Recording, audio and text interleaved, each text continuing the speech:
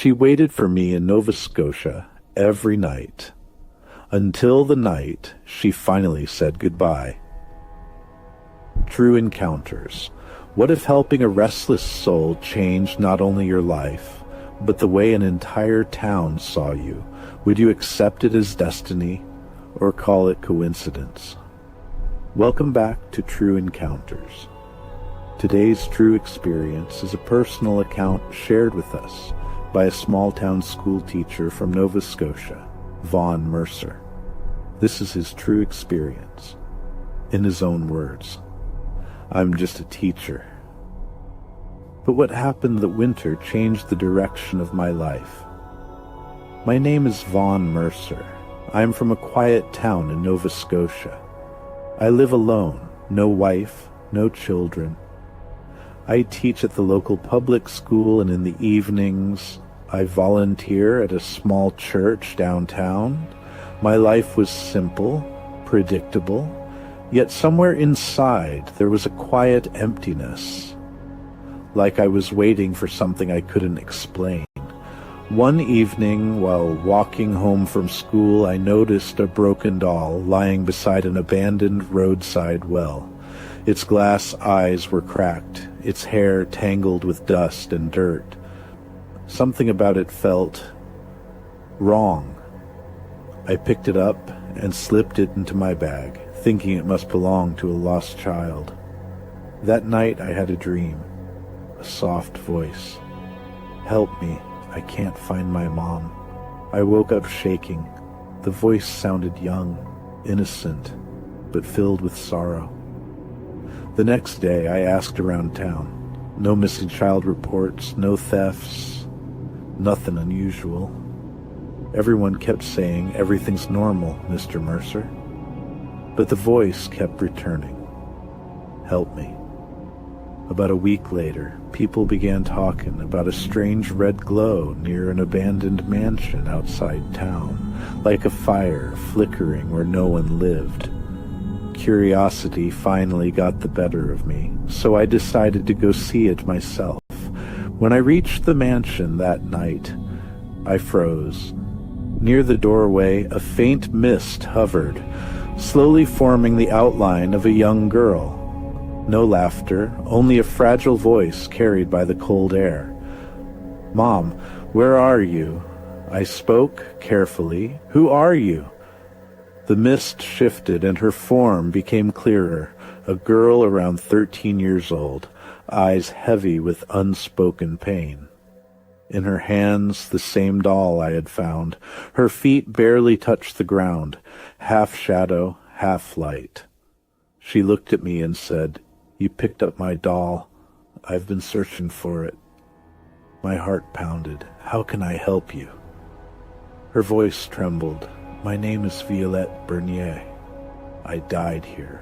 I promised my mom I'd come home with bread and milk, but someone hurt me on the way. I can't leave this place. If the truth about that night comes out, I can finally rest." The next morning, I began searching old town records. 5 years earlier, a girl named Violette had vanished. The case went cold due to lack of evidence. Her family had moved away, though her mother returned once or twice a year, leaving flowers and tears behind. When I reached out to her, her voice broke over the phone. My daughter never came home. Rumors slowly surfaced. Quiet talk about a group of well-connected locals who had thrown a drinking party that same night. But no one wanted to speak openly. Fear lingered over the town like a shadow. Violette's presence guided me in subtle ways. A crooked tree behind the mansion, a broken stone wall, a patch of earth that didn't look right. One night I dug there. Half buried beneath the soil was a small metal container filled with gray ash, dried leaves, and a torn piece of cloth that matched her doll. My heart suddenly sank. It felt like this was the truth everyone had been avoiding all along. When I confronted a local council member, he warned me quietly, "Some stories are better left alone. Don't ruin this town over old rumors." But I couldn't stop. After weeks of searching through police files and forgotten documents, the truth buried in the past finally surfaced.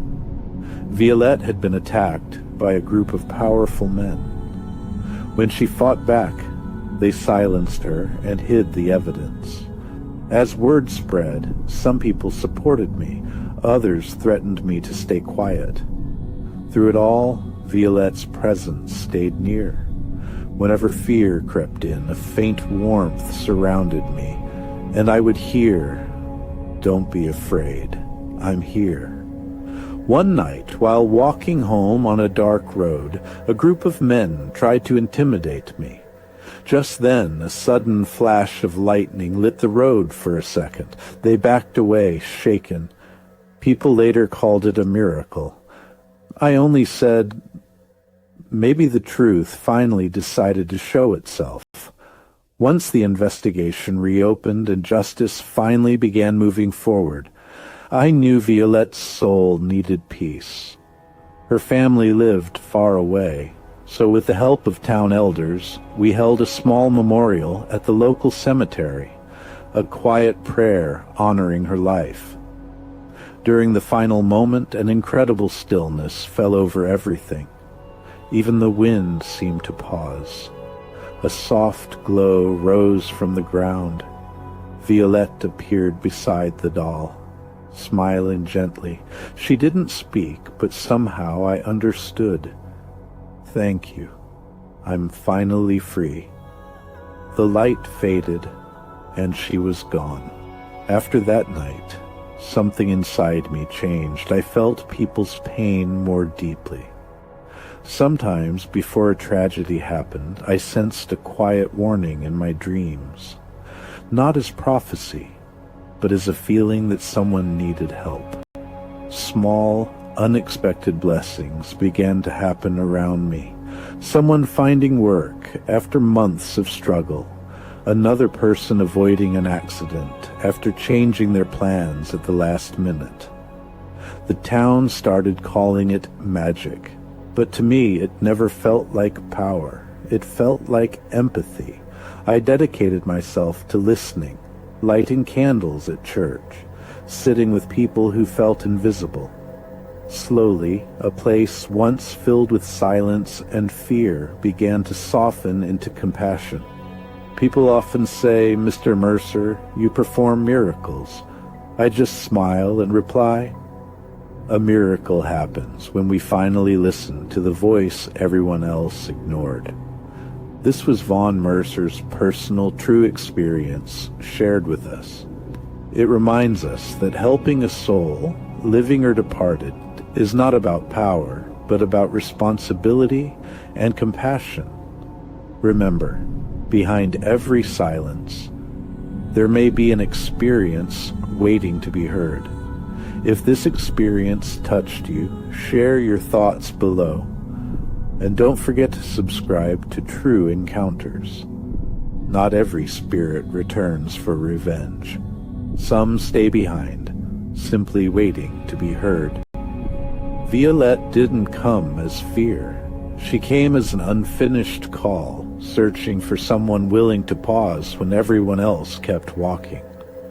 Vaughn Mercer wasn't a psychic. He wasn't a mystic. He was just someone who stopped and listened. Have you ever wondered if one pause could change someone's fate? Sometimes life doesn't give us power. It gives us sensitivity, the ability to recognize the silent pain in others. If this experience stirred something inside you, maybe that feeling isn't here to blame you. Maybe it's here to guide you. If you have a similar experience, write to us.